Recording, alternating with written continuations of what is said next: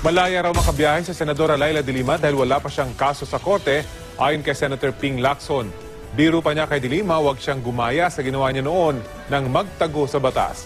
May ulat on the spot si Sandra Aguinaldo. Sandra?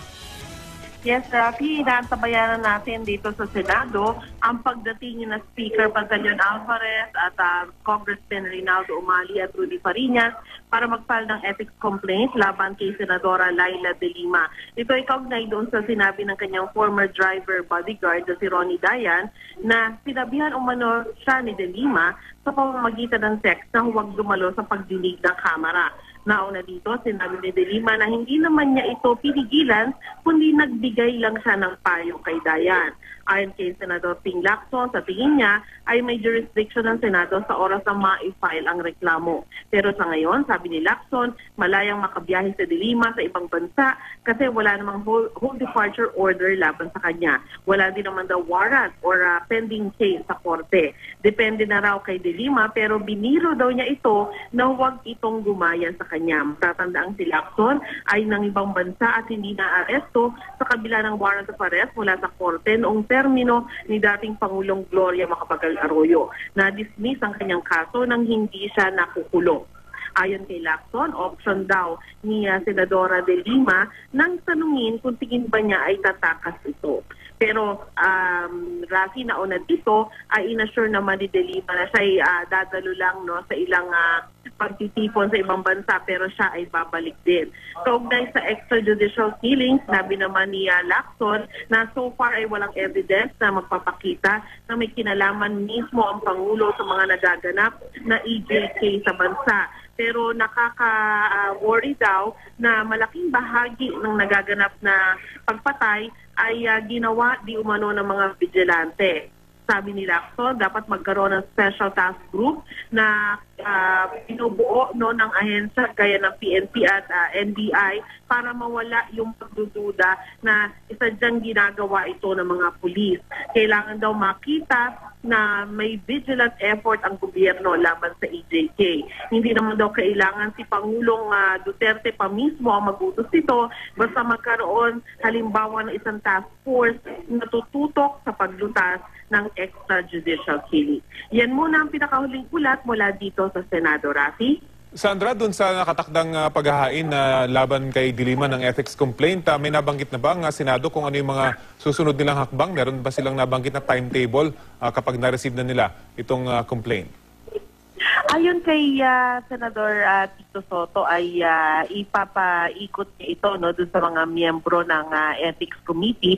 Pero ang isa pang elemento, Rafi, ay itong nalalapit na Pasko at yung session din ng Senado ay hanggang ngayong week na lamang. So isa yan sa mga maaring makaapekto doon sa timetable. Nung matanong ng media itong si Senador Soto kung maari ba ito ay pagkalipas na ng Pasko, hindi rin naman daw niya masabi dahil maaring may magawa pa sila bago sila mag-Christmas break, Rafi. So Sandra, posibleng hindi ito ma-actionan ng Senado? Yes, maaring gumulong yung proseso pero yung aktwal na pagdidesisyon nila ay maaaring umabot na pagkatapos ng Christmas break, Rafi. Okay, maraming salamat, Sandra Aguinaldo. Wala naman ho akong balak na umalis para takasan itong crisis na ito. Wala po ako, kung aalis man po ako sa bansa, may magandang dahilan. Like for example, kung if I'm invited to a speaking engagement siguro. Walang balak si Senadora Laila de Lima na takasan na mga kinakarap niyang issues sa Pilipinas. Ito ay sa kabila na nakadakda niya official travel sa Estados Unidos at Germany. Ayon kay de Lima, importante ang nasabing mga biyahe dahil dadalo siya sa isang programa sa Amerika kung saan ay gagawaran siya ng award o pagkilala. Kasunod nito, magtutungo naman si de Lima sa Germany upang magsalita sa isang annual conference on cultural diplomacy.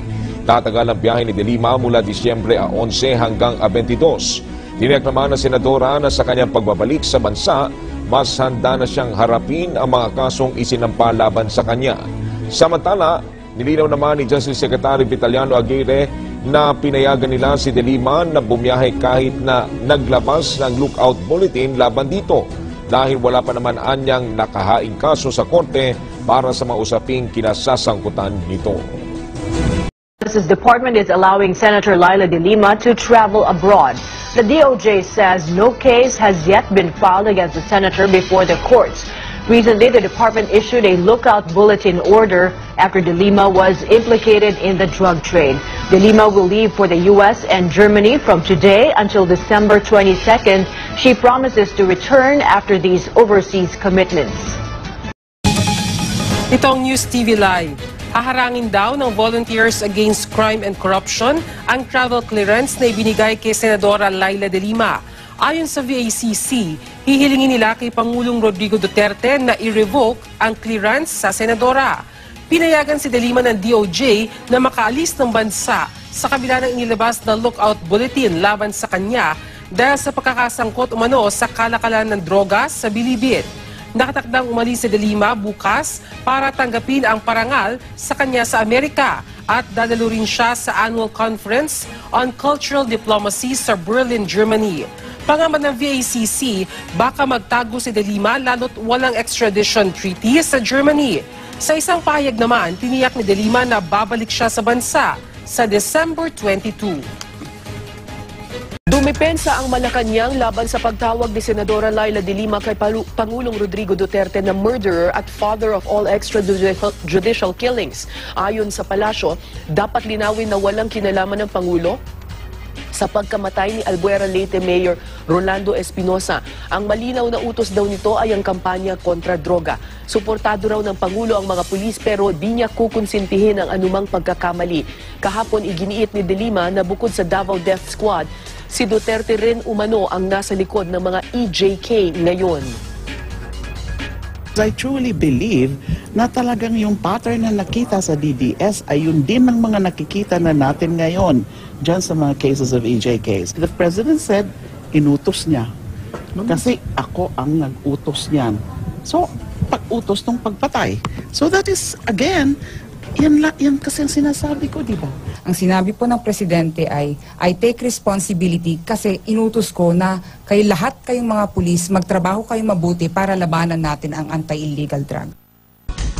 Samantala, nilinaw ng Malacanang na hindi makikialam si Pangulong Rodrigo Duterte sa investigasyon kaugnay ng pagkakapatay kay Albuera Leyte Mayor Rolando Espinosa.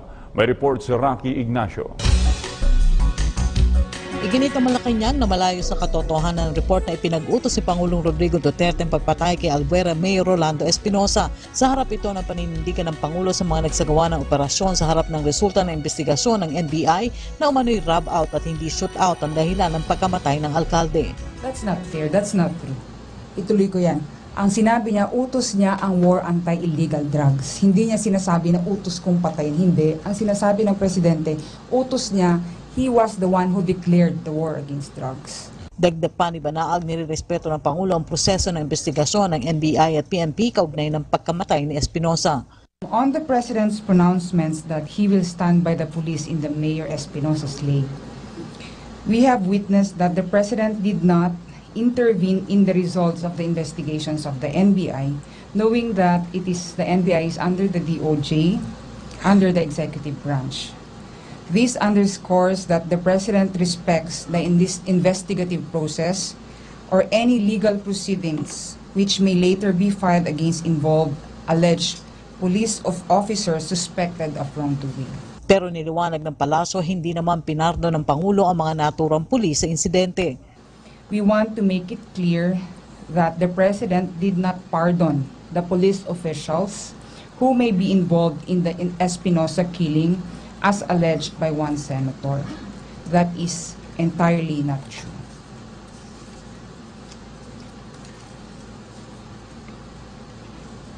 The support that the President stated to police officers may come in the form of legal assistance. For the Chief Executive has been very consistent in saying that he takes full responsibility in the anti-drug war, including the acts of his men in line with the performance of their duties. Pagtiyak pa ng palasyo, hindi kukonsintihin ng pamahalaan ng mga lumabag sa batas. Sinabi ito ni Banag sa pahayag ni Senator Richard Gordon na bagamat walang ebidensya na nasa likod umano ang gobyerno sa serya ng pagpaslang sa mga drug suspect, wala umanong ginagawa ang otoridad para ito mapigilan. We respect the opinion of Senator Gordon, and perhaps it's best that the PNP will look into that matter. Of course, that is his opinion, and pag dun sa committee niya ay mas mainam siguro din na sagutin ng PNP yan kung may ginagawa nga ang PNP dun sa mga alleged na extrajudicial killings.